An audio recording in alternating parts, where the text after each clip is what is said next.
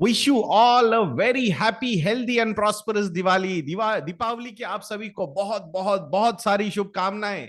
जैसे मैंने आप लोगों से वादा किया था, 10 स्टॉक्स का एक सीरीज में यहाँ पे लेके आया हूं। हर एक मॉडल पोर्टफोलियो से एक स्टॉक मैं चुनने वाला हूं यहाँ पे, और उसके रिलेटेड हम डिस्कशन करने वाले हैं। तो आज स्टॉक नंबर 1 हम डिस्कस करने वाले हैं, और कंपनी का नाम है IDFC first bank limited.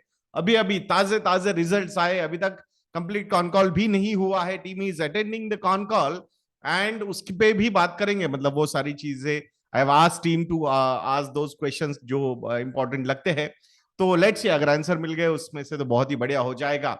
Results कैसे हैं? रिजल्ट्स अच्छे भी है, और रिजल्ट्स में कुछ खामियां भी है, उसके बारे में भी आज हम बात करने वाले हैं। बट दोस्तों, उससे पहले आप लोगों को एक बार फिर से याद दिला दूं, biggest ever Diwali sale is on our website investydnya.in.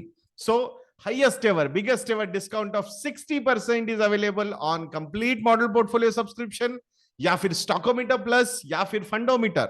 तो ये तीनों हमारे जो मेन रिसर्च प्रोडक्ट्स है, इन पे ये 60% का डिस्काउंट अवेलेबल है।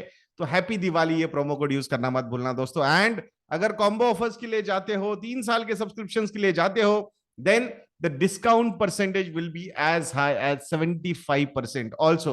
तो आशा करूंगा आप जरूर इस बिगेस्ट एवर सेल का, दिवाली सेल का, दिवाली धमाके का लाभ उठाओगे, और हमारी वेबसाइट पे जाके आप सब्सक्रिप्शन ले लोगे। हैप्पी दिवाली, ये प्रोमो कोड है, डिस्क्रिप्शन बॉक्स चेक करना मत भूलना दोस्तों। अब बात करते हैं आईडीएफसी फर्स्ट बैंक के बारे में। रिजल्ट्स में कुछ जो अच्छी चीज है वो पहले कवर करूंगा, और इन बिटवीन जो कॉशियस चीजें डेवलप हुई है उसके बारे में भी बात करेंगे। तो पहले बात करते हैं ऑपरेटिंग प्रॉफिट की। प्री प्रोविजनिंग ऑपरेटिंग प्रॉफिट मतलब बैंक अपने कोर बिजनेस से जो पैसा मतलब इनकम लेता है, प्लस कुछ नॉन इंटरेस्ट इनकम भी वो कमाता है, बस ये सब मिला के ऑपरेटिंग प्रॉफिट बनता है बैंक का। So that particular number is at 1168 crore rupees। कितना? 1168 crore rupees। अब यहां पे अगर मैं क्वार्टर ऑन क्वार्टर की ग्रोथ देखता हूं इस नंबर में, so that growth is at 23.82% quarter on quarter. This is very very strong growth quarter on quarter. Year on year अगर ये नंबर मैं देखता हूं, so year on year this number is up by 68.68%। So quarter on quarter, that is sequential growth भी available है, which is more important in banking stocks, and year on year the growth is also looking quite good। So year on year पे हम ज्यादा focus नहीं करेंगे, quarter on quarter की sequential growth is looking really very strong for the bank। अब जो cautious number मुझे लगता है जिस पे हमने ध्यान देना चाहिए, वो है प्रोविजंस का नंबर। तो ये प्रोविजंस का नंबर इस क्वार्टर के लिए है 424 करोड़ रुपीज, 424 करोड़ रुपए का यहाँ पे प्रोविजंस कंटिजेंसीज का मतलब एलोकेशन कंपनी ने किया है, which is not a good sign. क्यों? बिकॉज क्वार्टर ऑन क्वार्टर, क्योंकि यहाँ पे तो हम प्रोविजंस क्वार्टर ऑन क्वार्टर देखनी चाहिए, though bank reports year on year also, but मुझे उसके में ज्यादा कुछ लॉजिक लगता नहीं है। So quarter on quarter the provision numbers are up by 37.66%। This is not a positive sign. Though operating profits के नंबर काफी अच्छे हैं। एक चीज याद रखनी होगी, this bank focuses more on retail loans. तो रिटेल लोन्स के पॉइंट ऑफ व्यू से अगर हम बात करते हैं, परसेंटेज वो बढ़ाते जा रहे हैं। Though there are some legacy loans which are continuing, जिसमें पेन ऑलमोस्ट नील हो चुका है, ऐसा मिस्टर वी वैद्यनाथन जी का कहना है। There is some corporate lending also. तो ये भी अब जब मैं डिटेल में एनालिसिस करूंगा आईडीएफसी फर्स्ट बैंक का, तो मैं देखूंगा कि कहां पे ये ज्यादा प्रोविजनिंग करनी पड़ी है। उस पर एक छोटा सा अपडेट मैं आपको बाद में दे दूंगा, या फिर हमारी टीम जो स्टॉकोमीटर प्लस पे डिटेल्स रिलीज करती है, तो उसमें आपको वो चीजें मिल जाएंगी। सो यहां प्रोविजंस का नंबर बढ़ा है, एंड दैट्स व्हाई प्रॉफिटेबिलिटी जो है वो यहां पे थोड़ी सी हिट होती हुई नजर आ रही है। जब हमने quarter on quarter pre provisioning operating profit की ग्रोथ देखी थी, सो that particular number was eight 23.82%, but net profit number quarter on quarter बढ़ा है बाय 17.12%। तो आप समझ गए, ज्यादा प्रोविजंस करने पड़े। लास्ट क्वार्टर में अराउंड 300 करोड़ रुपए के कुछ प्रोविजंस किए थे, इस क्वार्टर में 424 करोड़ रुपए के प्रोविजंस करने पड़े, and that's why the profitability growth is less compared to operating profit growth. Net profit growth कम है वहां पे। सो ये एक मेन अभी का provisions is the main concern. Though अगर ईयर ऑन ईयर नंबर्स हम देखते हैं, so year on year numbers अगर हम देखेंगे तो ये जो प्रॉफिट की ग्रोथ रही है ये 265% की रही है। क्यों? क्योंकि लास्ट ईयर बहुत ज्यादा प्रोविजंस करने पड़े थे एंड दैट्स व्हाई प्रॉफिटेबिलिटी नीचे थी। तो उसके कंपैरिजन में अगर आप देखोगे तो प्रॉफिट्स काफी ऊपर गए हैं। सो अगर ईपीएस के पॉइंट ऑफ व्यू से हम बात करेंगे तो डेफिनेटली ईपीएस की ग्रोथ काफी अच्छी यहां पे नजर आ सकती है, but that is not the only criteria which we need to look at. We need in when we are analysing a banking stock, तो sequential growth is more important, वो देखना जरूरी है। और सिक्वेंशियली कुछ वहां पे प्रॉब्लम्स हुए क्या जो प्रोविजंस के नंबर्स में हमें ना समझ में आ रहे, हो सकता है because of this provision number bank का स्टॉक मंडे को खराब रिएक्ट कर सकता है। ये अभी मेरा रिएक्शन है, हु नोज, तब तक अगर इंस्टीट्यूशनल इन्वेस्टर्स की रिपोर्ट्स अगर निकलती है, ब्रोकरेज हाउसेस की रिपोर्ट्स निकलती है और वो पॉजिटिव निकलती है तो we can not say that.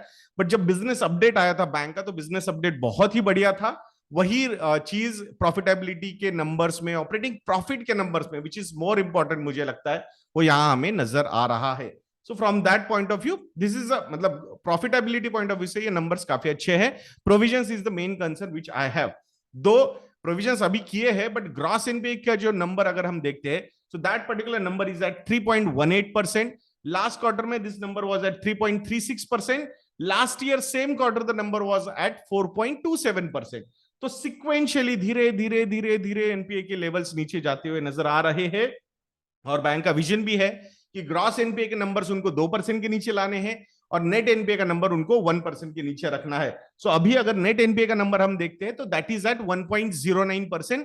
तो जो एक पाथ लिया है बैंक ने, उस पे बैंक बराबर एक एक स्टेप्स आगे लेते जाता हुआ नजर आ रहा है, which is a positive thing. अगर नेट एनपीए के लास्ट क्वार्टर के नंबर्स देखेंगे तो दैट नंबर वाज एट 1.30%, तो वहां से ये नीचे आया है।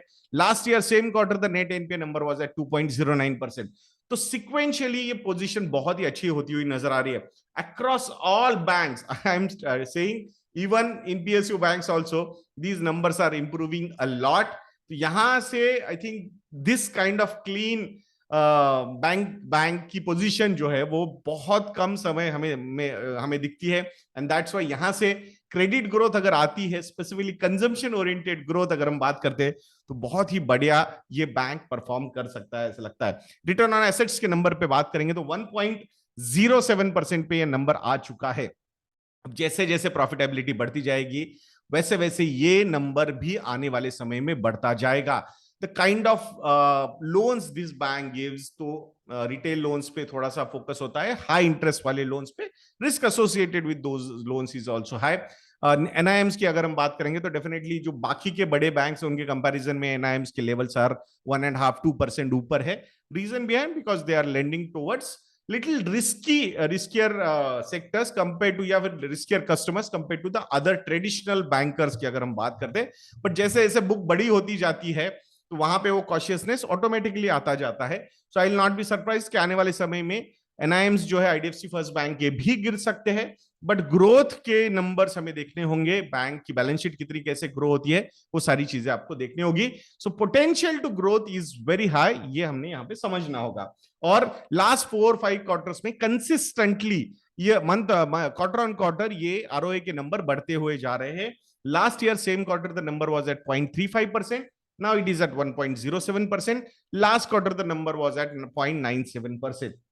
तो ये सारे फैक्टर्स देखोगे तो डेफिनेटली एक अच्छी पोजीशन में बैंक नजर आ रहा है। कैपिटल एडिक्वेसी रेशियो की अगर हम बात करते हैं so that particular number is at 14.63%। quarter on quarter this number is going down. Reason looks like the opportunities to lend are more available for the bank. Number compared to other private sector banks is on a lower side.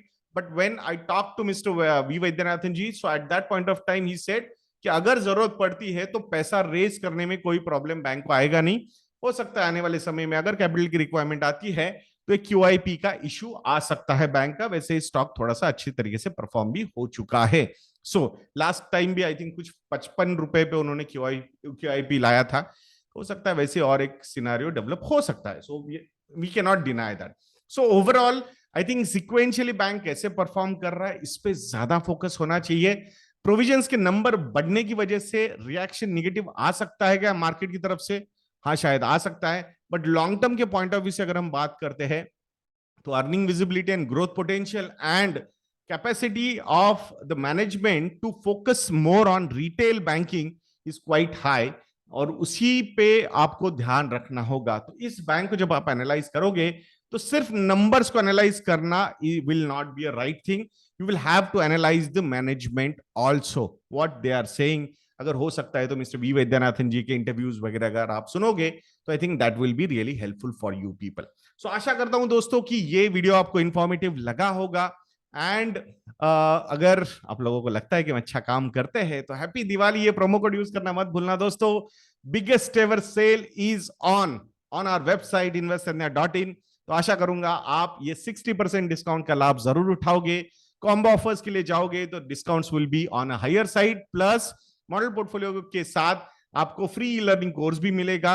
अगर तीनों product आप लेते हो, model portfolio, स्टॉकोमीटर plus, फंडोमीटर, सो 3 e learning courses आपको free मिलेंगे, stock market वाला, financial planning वाला and mutual fund वाला ऑल्सो। सो आशा करता हूं कि आप इस सुविधा का लाभ उठाओगे और हमारे रिसर्च प्रोडक्ट्स को सब्सक्राइब करोगे।